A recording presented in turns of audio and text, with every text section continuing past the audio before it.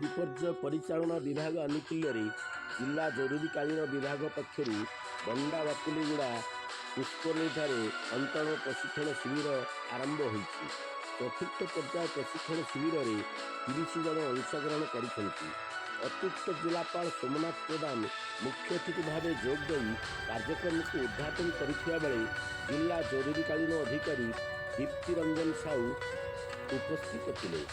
ବନ୍ୟା, ବାତ୍ୟା କିମ୍ବା ଦୁର୍ଘଟଣା ସମୟରେ ପ୍ରାଣହାନି ଜନିତ ଦୁର୍ଘଟଣାକୁ ଏଡ଼ାଇବା ନିମନ୍ତେ ଯୁବପିଢ଼ିଙ୍କ ପାଇଁ କରାଯାଇଥିବା ଏହି ଶିବିର ଉପଯୋଗୀ ହେବ ବୋଲି ଅତିଥିମାନେ ମତବ୍ୟକ୍ତ କରିଥିଲେ। ଏହି କାର୍ଯ୍ୟକ୍ରମରେ ବିଭାଗୀୟ ରାଜସ୍ୱ ସହାୟକ କୁନା ନାୟକ ଓ ଅନ୍ୟାନ୍ୟ କର୍ମଚାରୀମାନେ ଉପସ୍ଥିତ ରହି ପରିଚାଳନାରେ ସହଯୋଗ କରିଥିଲେ।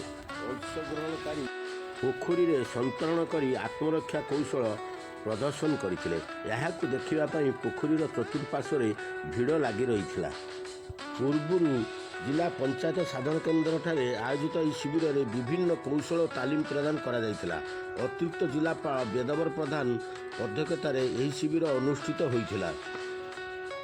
ଦକ୍ଷତା କୌଶଳ ସମ୍ପର୍କରେ ପ୍ରଶିକ୍ଷଣ ଦିଆଯାଇଥିଲା।